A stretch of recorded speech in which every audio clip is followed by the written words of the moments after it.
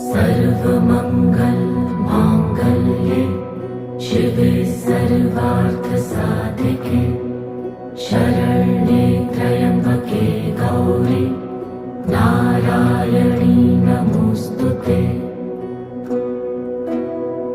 या देवी सर्वभूतेषु विष्णुमायेति शक्तिता नमस्तस्यै नमस्तस्यै नमस्तस्यै नमो नमः।